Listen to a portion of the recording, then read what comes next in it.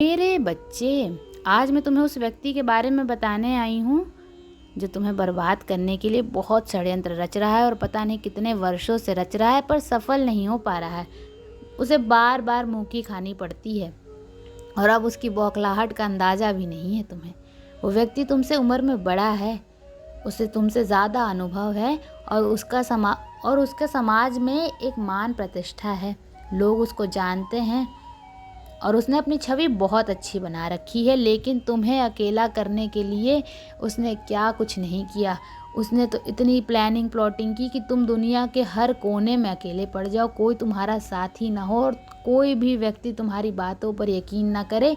इतना झूठा दिखला दिया उसने तुम्हें दुनिया की नज़रों में। पर मेरे बच्चे, गलती कहीं ना कहीं तुम्हारी भी है।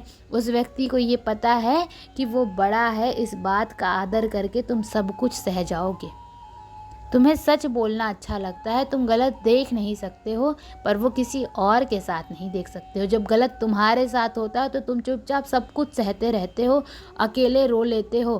पर अब अकेले रोना छोड़ दो। अब जाकर उस व्यक्ति को बोल दो कि बस अब बहुत हो गया। मुझे पता है, उसे पता है कि तुम पलट कर कभी उसे जवाब नहीं दोगे, इसीलिए वो तुम्हारे साथ ये सब कर रहा है। वो तो तुम्हारी हिम्मत है और मुझ पर भक्ति और मुझ पर विश्वास है कि वो आज तक तुम्हारा बाल भी बांका नहीं कर पाया है। और वो हर बार हार जाता है, वो हर बार निराश हो जाता है। चाहे वो कितनी भी बड़ी तंत्र विद्या का इस्तेमाल कर ले, वो हमेशा गिर जाता है और यही बौखलाहट है उसके अंदर। तो मेरे बच्चे, तुम्हें परेशान होने की ज़रूरत नहीं है। वो कभी भी अपने षड्यंत्रों में सफल नहीं होगा और उसका घर खुद कांच का है। वो तुम्हारे घर पे पत्थर फेंक रहा था, अब उसका घर भी टूट जाएगा और उसकी हिम्मत भी टूट जाएगी तुम्हें बर्बाद करने की कोशिश करते करते। तुम मुझसे यही पूछते हो ना कि माता, मैंने तो कभी किसी का बुरा नहीं किया। वो व्यक्ति मुझसे बड़ा भी है, उसको अनुभव भी है, उसकी मान मर्यादा सब कुछ है उसके पास। उसको मुझसे इतनी ईर्ष्या और इतने द्वेष भाव क्यों है? मैंने उसका क्या बिगाड़ दिया, उससे क्या छीन लिया जो वो मेरे साथ इतना कुछ कर रहा है और मुझे परेशान करने के लिए हद कर दी है उसने। मेरे बच्चे, तुम बहुत अच्छे हो, यही इसी बात से उसे दिक्कत है।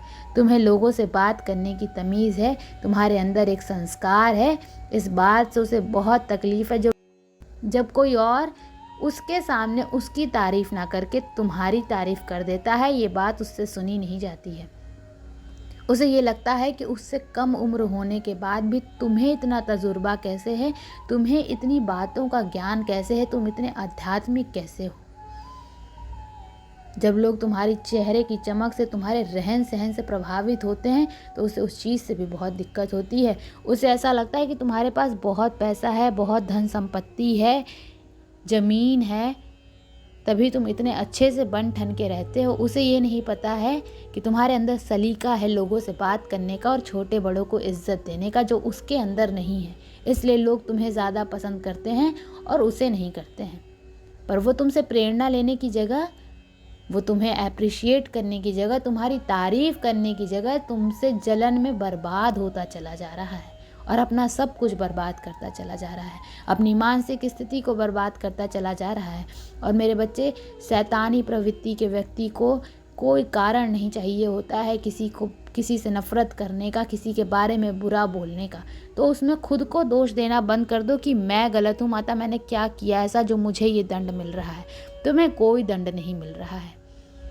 अगर तुम्हें मुझ पर यकीन है और अगर तुम्हें अपनी भक्ति पर यकीन है तो तुम मेरा यकीन करो मेरे बच्चे, तुम्हारा वो कभी कुछ नहीं बिगाड़ सकता है। तुम खुद अपना बिगाड़ रहे हो। तुम बार बार उन बातों को सोच रहे हो कि मेरे ऊपर किसी ने कुछ कर दिया, तुम्हारे घर में कि माता अब कुछ ठीक नहीं होगा। तुम बेचैन हो जा रहे हो, तुम्हें घबराहट होने लग रही है, तुम रोने लग रहे हो। तुम ये सोचो कि मैं सब कुछ ठीक करके रखूँगा और हर चीज़ का समाधान है तुम्हारी प्रार्थना में। तुम जब सच्चे दिल से आंख बंद करके मुझसे किसी भी प्रश्न का जवाब मांगोगे, मैं उस बात का उत्तर तुम्हें दूंगी। तो रोने की बजाय, ऐसे विचलित होने की बजाय और उस व्यक्ति को खुशी देने की बजाय तुम मुझसे अपने प्रश्नों का जवाब मांगो, मेरे बताए नियमों का पालन करो। अगर तुम ना ठीक हुए और अगर तुम्हारी परिस्थिति ना ठीक हुई मेरे बच्चे, तो फिर मुझसे शिकायत करना। पर तुम उस व्यक्ति को एक ताकत दे रहे हो कि हाँ, तुम जो सोच रहे हो, तुम जो कर रहे हो, उससे मुझे फ़र्क पड़ रहा है। तुम जो मेरे बारे में बुरा बोल रहे हो लोगों को, उससे मुझे फ़र्क पड़ रहा है। वो फ़र्क पड़ना ही नहीं चाहिए तुम्हें ये सोचना ही नहीं चाहिए कि वो व्यक्ति बोल क्या रहा है। और अगर तुम्हें इतना फ़र्क पड़ रहा है तो अभी जाकर उसे रोक दो, क्योंकि वो बहुत डरपोक है। जब तुम उससे जाकर ये बात सीधे सीधे बोल दोगे, उसके बाद उसकी हिम्मत नहीं है कि वो तुम्हारी नज़रों में देखकर तुम्हें कुछ बुरा बोल सके, तुम्हें कुछ गलत बोल सके। तुम्हारे सामने तो वो बहुत अच्छा बनकर रहता है, पर उसे पता है कि तुम कभी बोलोगे नहीं, तुम बस सहते चले जाओगे, इसलिए वो ये सब कर रहा है तुम्हारे साथ। तो अपने लिए खड़े हो और ख़त्म कर दो इन चीज़ों को। एक लकीर खींच दो उन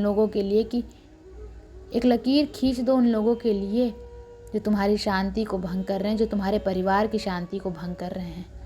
उनको लकीर के उस पार ही रोक दो मेरे बच्चे। उनको ये बोल दो कि उनको कोई हक नहीं है तुम्हारी परिश्रम को तुमसे छीनने का, क्योंकि तुम्हारी माता ऐसा होने नहीं देंगी। पर अगर तुम सहते रहोगे, अगर ऐसे ही तुम चुपचाप सब कुछ देखते रहोगे, तो फिर मुझसे मत बोलना कि माता आपने कुछ किया नहीं, क्योंकि तुम्हारे इशारे पे ब्रह्मांड चल रहा है। तुम जो चाहते हो मैं वही कर रही हूँ, तो तुम्हें अपने लिए तो कुछ ना कुछ करना ही पड़ेगा ना। तो अब वो करने का वक्त आ गया है, अब अपने लिए खड़े होने का वक्त आ गया है। ओम नमः शिवाय।